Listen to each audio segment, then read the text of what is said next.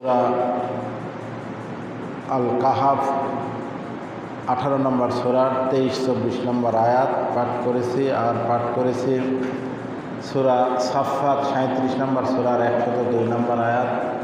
এই দুটি আয়াত আরও কিছু হাদিস দিয়ে আজকের জুমার সংক্ষিপ্ত বক্তব্য হচ্ছে কোনো কিছু করার আগে ইনশাআল্লাহ বলা। আমরা সচরাচর কোনো কাজ করতে গিয়ে বিসমিল্লাহ বলি, কাজ শেষে আলহামদুলিল্লাহ বলি। কাজের কোনো কিছু যদি ইচ্ছা করি যে আগামীকাল বা একটু পরে বা কয়েক ঘন্টা পর যে কাজগুলো করব, সেই কাজগুলো করার আগে কি বলতে হয় এটা আমরা অধিকাংশ মানুষই জানি না। তো এই গুরুত্বপূর্ণ একটা ইবাদত ইনশাআল্লাহ বলা, গুরুত্বপূর্ণ একটা জিকির। যেমন বিসমিল্লাহ না বলে যদি কোনো কিছু খাওয়া শুরু করা যায়, শয়তানের সাথে খায়। বিসমিল্লাহ না বলে কোনো কাজ করতে গেলে সে কাজের বরকত থেকে আল্লাহ বঞ্চিত করে দেন।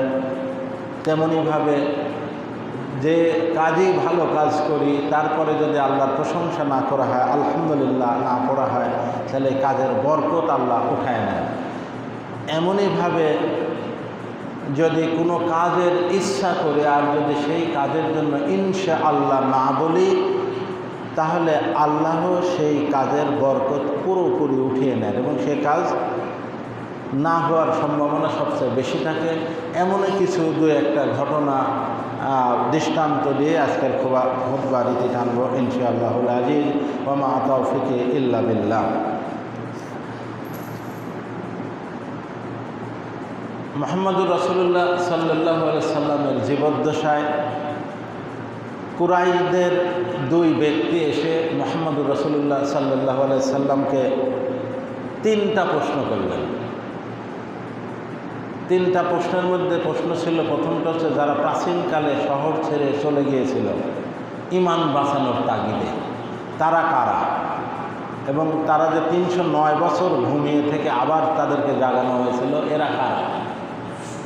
এই একটা প্রশ্ন ছিল। 2 নম্বর প্রশ্ন ছিল সেই ব্যক্তি যিনি সারা বিশ্ব সফর করেছিলেন, তার নাম কি। এরপরে আরেকটা প্রশ্ন করেছিল রূহ কি বা আত্মা কি, তার পরিচয়, এটা কোথায় থাকে। এই তিনটা প্রশ্ন করেছিল কুরাইশের দুই ব্যক্তি। মুহাম্মদুর রাসূলুল্লাহ সাল্লাল্লাহু আলাইহি সাল্লাম প্রশ্ন শুনেই বললেন যে আগামীকাল উত্তর দেব, এখন তোমরা যাও। তিনটা প্রশ্ন শুনে মুহাম্মদুর রাসূলুল্লাহ সাল্লাল্লাহু আলাইহি সাল্লাম তাদের বললেন যে আগামীকালকে এসে উত্তর দিব, এখন তোমরা যাও। কিন্তু তিনি ইনশাআল্লাহ বলতে ভুলে গেলেন, ইনশাআল্লাহ বলেন না। এদিকে পরের দিন আসলো তারা প্রশ্নের উত্তর নিতে বা উত্তর রেডি করার জন্য। কারণ মুহাম্মদুর রাসূলুল্লাহ সাল্লাল্লাহু আলাইহি সাল্লাম নবুয়তের পর কোনো কথাই নিজের থেকে বলতেন না, ওহী আসতো তারপরে বলতেন। এখন তার কাছে আর ওহী আসে না, একদিন 2 দিন এভাবে ওহী আসে না। তখন কুরাইশের সেই সময়কার কাফেররা হাসাহাসি করতে লাগলো যে এতদিন আমাদের সাথে ও ফাজলামো করেছে, এতদিন ও আমাদের সাথে বাটপাড়ি করেছে। দেখো 3টা প্রশ্ন করেছে, আগামীকাল বলবো বলে আজ কয়েকদিন হচ্ছে আর বলতে পারে না। হ্যাঁ, এতদিন আমাদের সাথে ভাওতাগিরি করেছে, জাদুগিরি করেছে ইত্যাদি, যে যা ইচ্ছা যাচ্ছে তাই মন্তব্য করা শুরু করে দিল। এমনকি আবু লাহাবের স্ত্রী উম্মে জামিলা, সেও যায় বলল যে বাপু আগেই বলেছিলাম কি তোমার কাছে যে শয়তানরা আসতো ও কি তোমাকে ছেড়ে চলে গেছে। নাউযুবিল্লাহ মিন জালিক। মুহাম্মদুর রাসূলুল্লাহ সাল্লাল্লাহু আলাইহি সাল্লাম খুব দুশ্চিন্তায় পড়ে গেলেন এবং মুমূর্ষ অবস্থায় পড়ে গেলেন। এভাবে 15 দিন অতিবাহিত হলো। 15 দিনের দিন, 15 দিনের পরে জিবরাইল এসে আয়াত নাযিল করলেন ওয়ালা তাকুলান্না লিশাইইন ইন্নী ফাইলুন যালিকা গাদা ইল্লা আইয়াশা আল্লাহ, যে আর কখনোই আপনি কোনো বিষয় বলবেন না আমি তা আগামীকাল করব, আল্লাহ ইচ্ছা করলে না বলা পর্যন্ত। অর্থাৎ যে কাজই করবেন, করতে ইচ্ছা করবেন, বলবেন যে ইনশাআল্লাহ আগামীকাল করব, বা ইনশাআল্লাহ 1 ঘন্টা পর করব। এই কথা না বলে কখনো আর কথা বলেন না। কোনো আয়াত যদি পড়েন দেখবেন আল্লাহ নিজেও ইনশাআল্লাহ বলেছেন, যা ইনশাআল্লাহ তোমাদের আমি এই কাজটা করে দেব। তাহলে ইনশাআল্লাহ না বলার কারণে দেখেন মুহাম্মদুর রাসূলুল্লাহ সাল্লাল্লাহু আলাইহি সাল্লাম, যাকে আল্লাহ রাহমাতুল লিল আলামিন হিসাবে ঘোষণা দিয়েছেন, তাকে 15 দিন ওহী থেকে বঞ্চিত রেখেছে এবং চরম মনোকষ্টে সে দিনপাত করেছে। মানুষ প্রশ্ন করে ঘোরাফেরা করছে, টিটকারি করছে, লজ্জায় ফেলছে, নানান টিটকারি করছে। তখন কি একটা বিপদগ্রস্ত, কেন? শুধু ইনশাআল্লাহ বলেনি। আমাদের জীবদ্দশায় আমরা বহু কাজ করি, বলি না ইনশাআল্লাহ, বলাই লাগে না। এই যে এখন সামনে কোরবানি আসছে, কেউ যদি জিজ্ঞেস করে ভাই খবরটা কি, ভাই হাটে গেছিলাম কোরবানি কিনতে, কোরবানি করব ইত্যাদি, ইনশাআল্লাহ নেই। আগামী অমুক হাটে গরু কিনতে যাব, ইনশাআল্লাহ নেই। অমুক হাটে কোরবানি কিনতে যাব, ইনশাআল্লাহ নেই। এভাবে আমরা এই যে একটা বরকতময় একটা জিকির, এই জিকির থেকে আমরা বঞ্চিত হয়ে আমাদের কাজের বরকত থেকে বঞ্চিত হচ্ছে। তাহলে এখন থেকে প্রত্যেকটি কাজে কর্মে যদি ভবিষ্যতে কোনো কাজ করার ইচ্ছা করা হয়, সাথে ইনশাআল্লাহ বলতে হবে যে আগামীকাল হাটে যাবো ইনশাআল্লাহ, আগামীকাল এই কাজ করবে ইনশাআল্লাহ। এমনইভাবে দেখেন যে প্রসঙ্গক্রমেই বলি যে 3টা প্রশ্নটার উত্তর কোথায় কোথায় পাবেন। এই 3টা প্রশ্নের উত্তর স্বাভাবিকভাবে যে উত্তর জানার আকাঙ্ক্ষা থাকতে পারে। সূরা কাহাফ 18 নম্বর সূরা 83, 97 নম্বর আয়াত, 83 নম্বর আয়াত, 97 নম্বর আয়াত, সূরা বানী ইসরাঈলের 85 নম্বর আয়াত। এই 3টা আয়াতের তাফসীর দেখবেন, এই 3টা প্রশ্নের উত্তর দেওয়া আছে ওখানে সুন্দর করে, একবার ব্যাখ্যা বিশ্লেষণ সহ। এরপরে আমরা যদি আরো একটু অগ্রসর হয়ে দেখি যে একজন আবেদ ব্যক্তি, আল্লাহর প্রিয় ব্যক্তি মারা যাওয়ার পর তার সন্তানদের রেখে যায়, এবং সেই ব্যক্তিটি ছিল অনেক বাগানের মালিক, আঙ্গুর, আনার, অন্য অন্য যে ফল ফসলের অনেকগুলা বাগানের মালিক।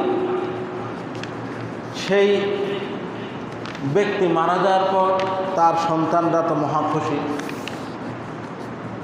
বাগানের ফসল পেকে গেছে। তারা কি করলেন? নিয়াত করেই ফেললেন যে আমরা এমনভাবে ফল তুলব ভরে, যাতে কোনো ফকির মিসকিন আশপাশে না আসতে পারে, আর কোনো ফকির মিসকিনকে আমরা আর কিছু দেব না।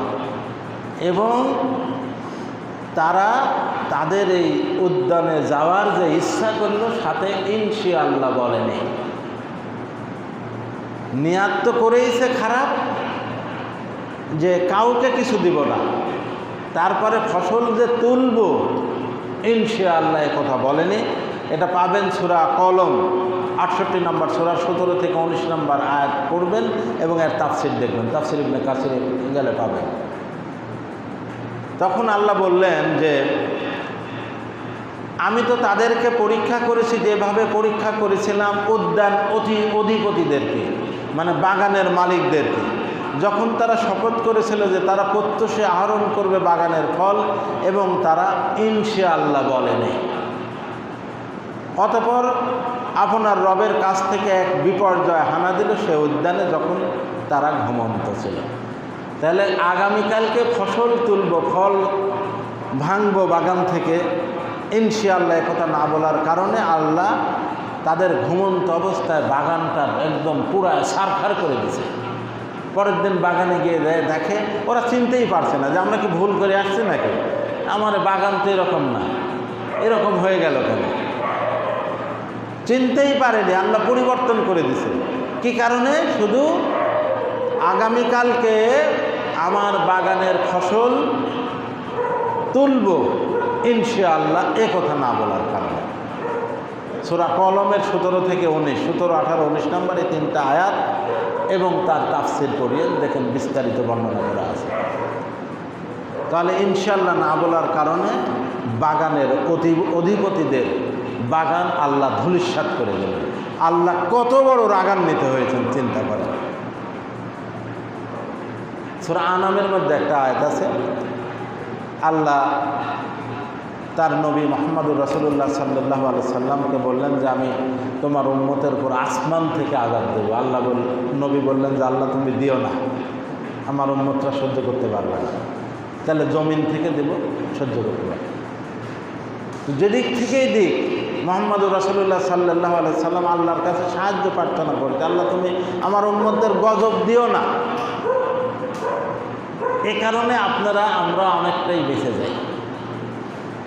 তারপরে কোনো কোনো জায়গায় আল্লাহ অত্যন্ত রাগান্বিত অবস্থা গজব দিয়ে থাকেন, দেন কোনো কোনো জায়গায়।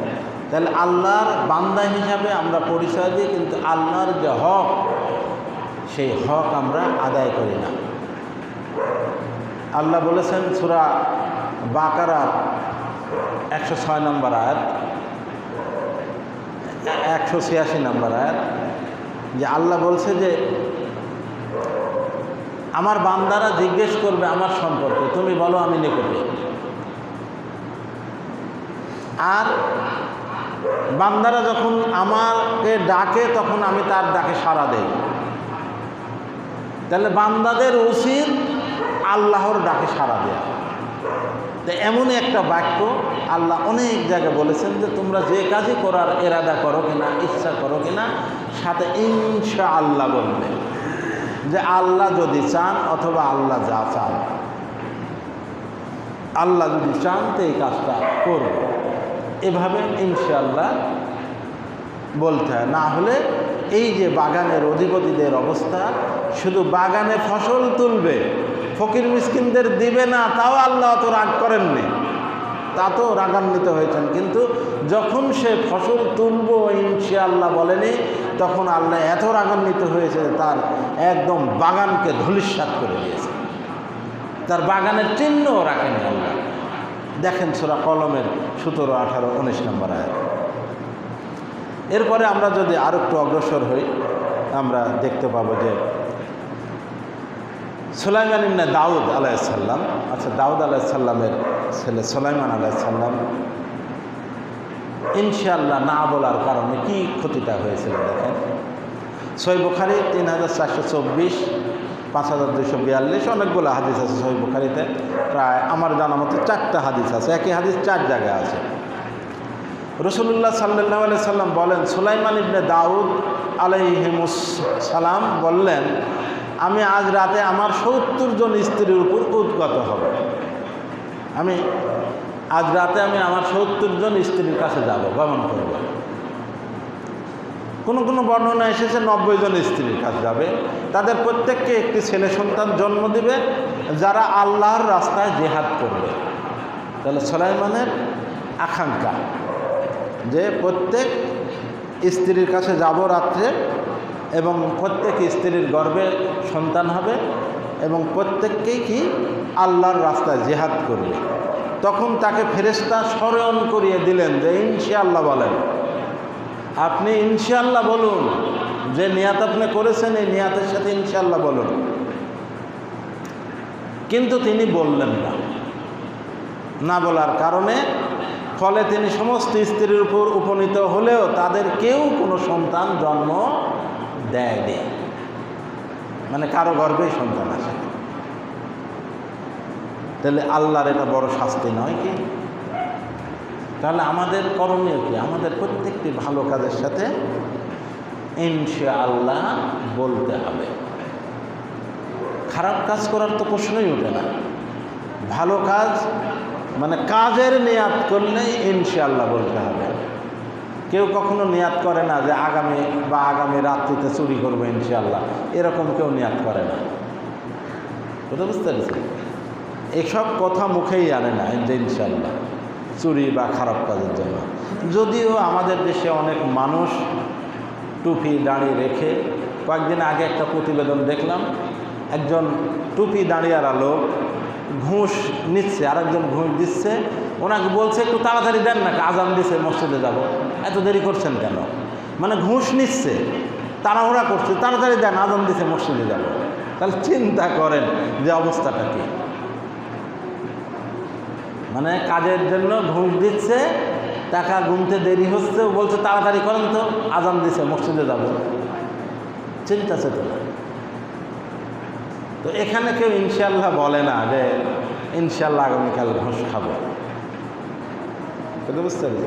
তো তাহলে সুলাইমান আলাইহিস সালামের পরিণতি কি হলো? ফেরেশতারা স্মরণ করিয়ে দিলেন যে ইনশাল্লাহ বলুন, তারপরে তিনি বললেন না। মুহাম্মদ রাসূলুল্লাহ সাল্লাল্লাহু আলাইহি সাল্লাম বললেন যে তার কোনো স্ত্রীর গর্ভে কি কোনো সন্তান জন্ম দিল না, শুধু একজন স্ত্রী একটি অপরিণত সন্তান প্রসব করল, একজন স্ত্রী। রাসূল সাল্লাল্লাহু আলাইহি সাল্লাম বললেন, যার হাতে আমার প্রাণ, সে যদি বলতো ইনশাআল্লাহ, তবে অবশ্যই তার ওয়াদা ভঙ্গ হতো না, আর তার ওয়াদা পূর্ণতায় সহযোগী হতো। মুহাম্মদ রাসূলুল্লাহ সাল্লাল্লাহু আলাইহি সাল্লাম বললেন যে যার হাতে আমার প্রাণ, তার কসম যে ও যদি ইনশাআল্লাহ বলতো তাহলে তার এই নিয়াত পরিপূর্ণ হতো এবং তার সন্তানরা জিহাদ করত, কিন্তু বলেন না। তাহলে ইনশাআল্লাহ বলার গুরুত্ব আছে না নাই? চিন্তা করেন। দেখেন, প্রত্যেকটি কাজে ইনশাআল্লাহ বলতে হবে। মসজিদে আসবো, কতজন ফোন করে, ভাই কোন মসজিদে আসবেন, ভাই কোন প্রতি জুমায় সকালে ফোন হয় 4, 5, 10 জায়গা থেকে, ভাই আমাদের জুমায় আসেন না, ভাই আমি আমার মসজিদে যাব ইনশাআল্লাহ। এটা লেগে থাকতে হবে। মুখের সাথে যেমন আমরা অনেক ক্ষেত্রে বলি না যে অমুকের মুখে হাসি লেগেই থাকে, মুসলিমদের মুখে বিসমিল্লাহ, আলহামদুলিল্লাহ, ইনশাআল্লাহ, আস্তাগফিরুল্লাহ এগুলো লেগে থাকতে হবে। সালাম লেগে থাকতে হবে, মুখের সাথে লেগেই থাকবে সব সময়। এগুলা হচ্ছে মুসলিমদের বৈশিষ্ট্য। ভিতরগত বলেন আর বাহ্যিক বলেন, এগুলো মুসলিমদের বৈশিষ্ট্য। পোশাক যেমনই থাক, কাজ করার নিয়াত করবেন, বলবেন ইনশাআল্লাহ। বাজারে যান নিয়াত করবেন, বলবেন ইনশাআল্লাহ। এছাড়া আরও জিকির আজগার আছে, বাজারে যাওয়ার দোয়া আছে, হ্যাঁ, বাড়ি ফেরার দোয়া আছে। কোনো কিছু করবেন বিসমিল্লাহ বলে শুরু করবেন।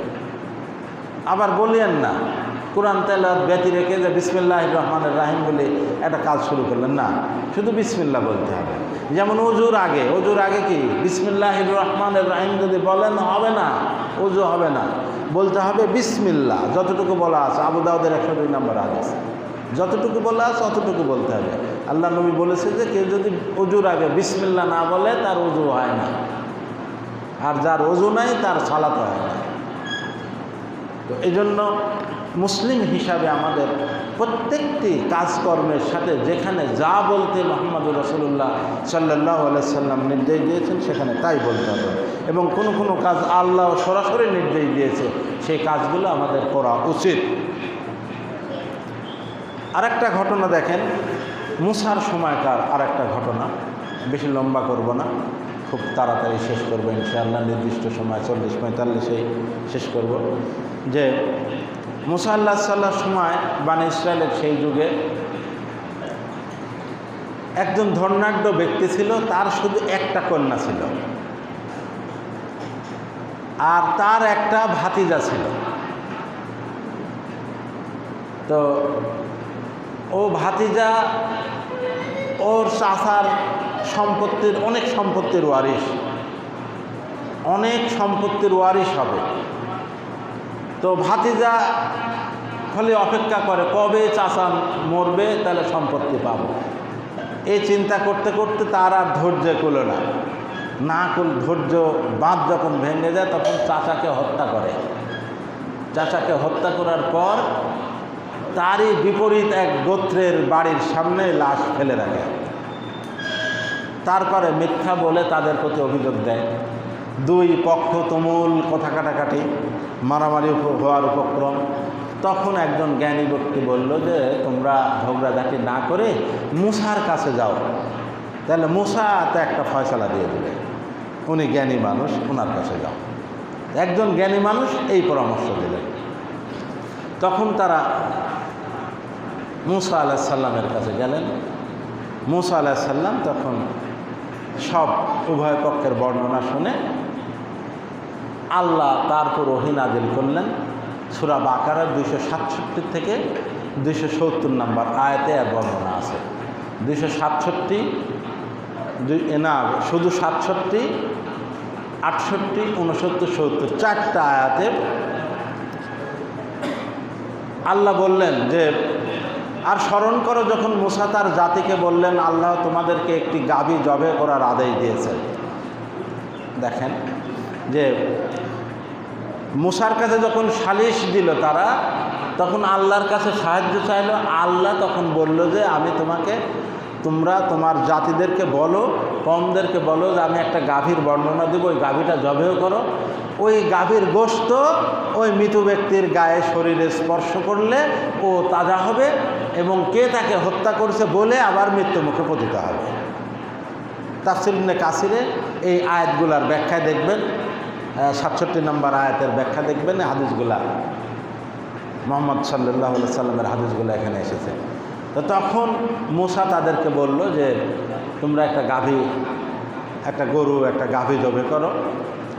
তারা বলল তুমি কি আমাদের সঙ্গে ঠাট্টা করছো? মূসা বললেন আমি অজ্ঞদের অন্তর্ভুক্ত হওয়া থেকে আল্লাহর আশ্রয় চাই। আমি তোমাদের ঠাট্টা করছি না, আল্লাহ যা ওহী করে আমি তাই বলি তোমাদেরকে, আর আল্লাহর কাছে আশ্রয় প্রার্থনা করি অজ্ঞদের অন্তর্ভুক্ত হওয়া থেকে।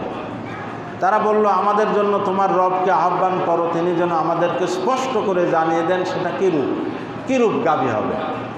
মূসা বললেন আল্লাহ বলেছেন সেটা এমন গাভী যা বৃদ্ধও নয় অল্প বয়স্কও নয়, মধ্যবয়সী, অতএব তোমাদেরকে যে আদেশ করা হয়েছে তা তোমরা করো। এরপরে তারা বলল আমাদের জন্য তোমার রবকে ডাকো, সেটার রং কি তা যেন আমাদেরকে বলে। এরকম নানান বাহানা শুরু করে দিল কওমরা। এ কোরআনের আয়াতে এগুলো আসছে পরপর। মূসা বললেন তিনি বলেছেন সেটা হলুদ বর্ণের গাভী, উজ্জ্বল গাঢ় রং বিশিষ্ট, যা দর্শকদের আনন্দ দেয়। তারা বলল তোমার রবকে আহ্বান করো, তিনি যেন আমাদেরকে স্পষ্টভাবে বর্ণনা করেন সেটা কোনটি। নিশ্চয়ই গাভীটি আমাদের জন্য সন্দেহপূর্ণ হয়ে গেছে, আর আল্লাহ ইচ্ছা করলে আমরা নিশ্চয়ই দিশা পাব। যদি হাদিসে এসেছে মুহাম্মদ রাসূলুল্লাহ সাল্লাল্লাহু আলাইহি ওয়াসাল্লাম বলেছেন তারা যদি এই গাভীর বর্ণনা শোনার যে বারবার যে কী রঙের হবে, কীরকম হবে, কীরকম বয়স হবে, মোটা হবে না চিকন হবে, উঁচু হবে না লম্বা হবে, এরকম হাদিসে বিশদ বর্ণনা আসছে। এই সব বর্ণনা করতে করতে যদি ইনশাআল্লাহ না বলতো, তাহলে দেখেন ওখানে বলেছে যে মাহিয়া ইন্নাল বাকারা তাশাবাহা আলাইনা ওয়া ইন্না ইনশাআল্লাহ লাহমুতাদুন, যে আমরা গাভীর ব্যাপারে সন্দেহপূর্ণ হয়েছি, তোমার আল্লাহকে বলো আল্লাহ যেন ঠিকঠাক বলে দেয়, মানে আল্লাহ যা চান যাতে তাই হয়, তবে আমরা পথের দিশা পাবো, আমরা হেদায়েতের পথ পাবো। এই কথা যদি না বলতেন, মুহাম্মদ রাসূলুল্লাহ সাল্লাল্লাহু আলাইহি ওয়াসাল্লাম বলেছেন যে এই কথা যদি না বলতেন তারা, তাহলে ওরা আজীবন মৃত্যু পর্যন্ত গাভী মিলাতে পারত না তারা। তাহলে ইনশাআল্লাহ বলার কারণে আল্লাহ তাদেরকে সহজ করে দিলেন। তাহলে আমাদের কাজকর্ম আমরা যদি ইনশাআল্লাহ বলি তাহলে সহজ হয়ে যাবে। যেমনইভাবে বিভিন্ন কাজের সাথে সংশ্লিষ্ট জিকির আছে, তেমনি কাজের নিয়াত করার জিকির হলো ইনশাআল্লাহ। টপিকটা একবারেই নতুন।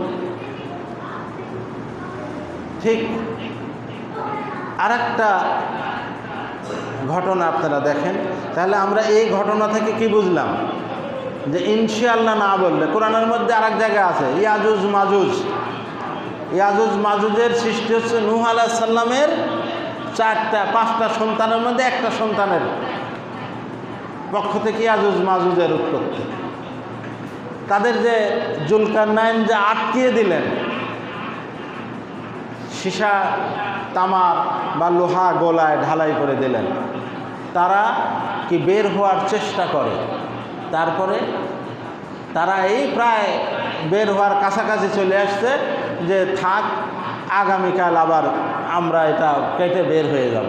তো এই আগামীকাল কেটে বের হয়ে যাব ইনশাআল্লাহ না বলার কারণে পরের দিন আসি দেখে যে আগের মতোই হয়ে গেছে। তাহলে ইনশাআল্লাহ কত গুরুত্ব এখন চিন্তা করে দেখেন।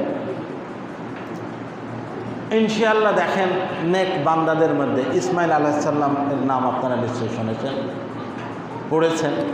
ইব্রাহিম আলাইহিস সালামের ছেলে ইসমাইল আলাইহিস সালাম, সূরা সাফফাত 37 নম্বর সূরার মধ্যে দেখবেন যে ইব্রাহিম আলাইহিস সালাম আল্লাহর কাছে সাহায্য চাইলেন যে আল্লাহ তুমি আমাকে একটা নেক সন্তান দিবেন, রব্বি হাবলি মিনাস সালিহিন, এ আল্লাহ তুমি আমাকে একটা নেক সন্তান দান করো। এগুলা হচ্ছে আমাদের জন্য শিক্ষণীয় বিষয়। আমরা আমাদের দম্পতিরা কী চাই আল্লাহর কাছে?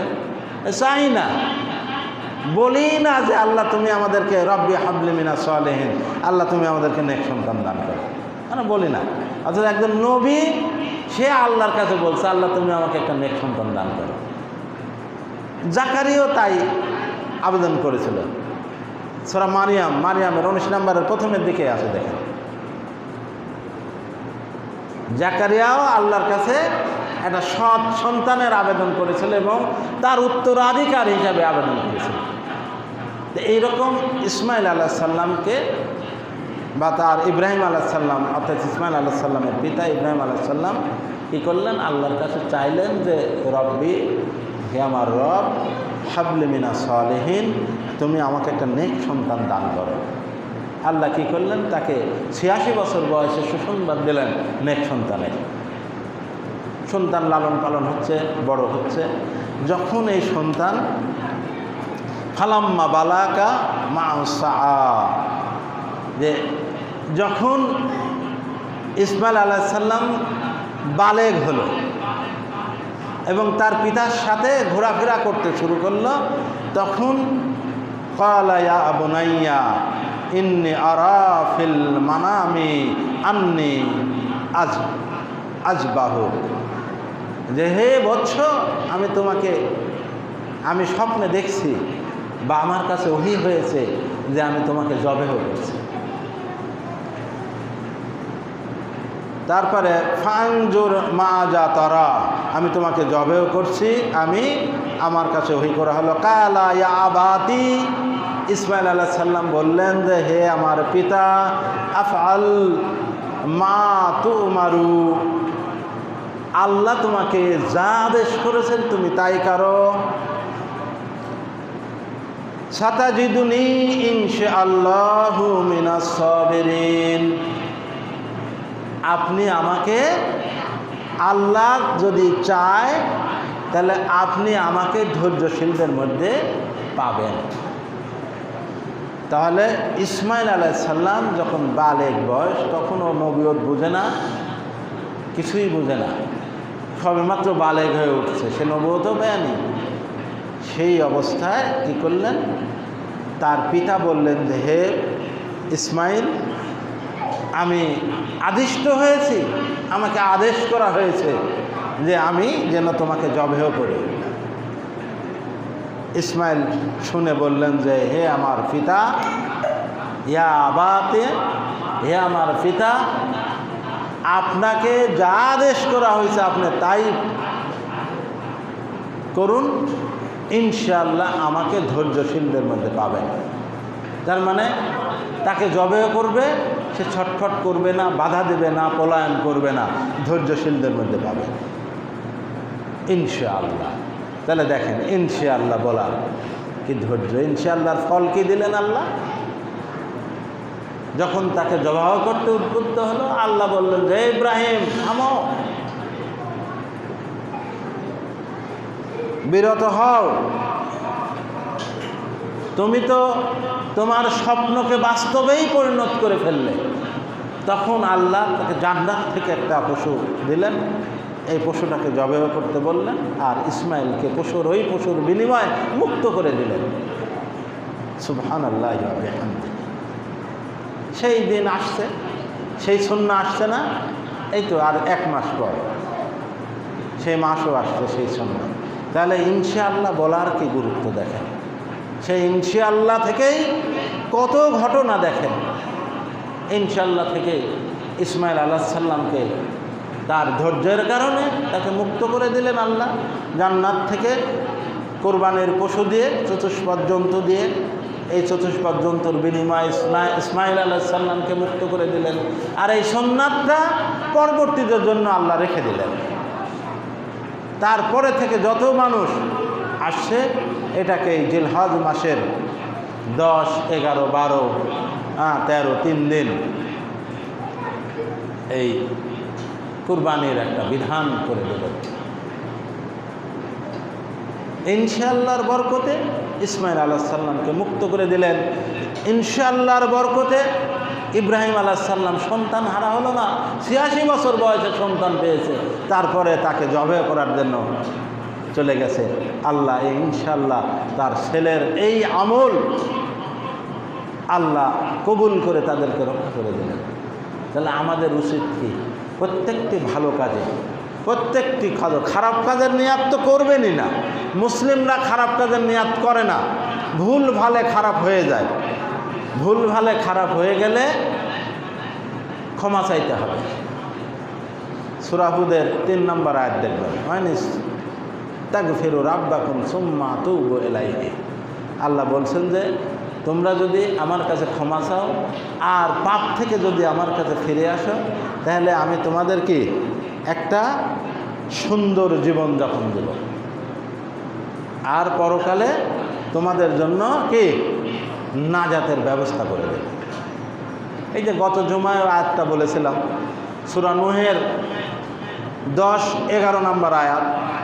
আল্লাহ বলছে তোমরা যদি আমার কাছে ক্ষমা চাও তাহলে আমি কি করব?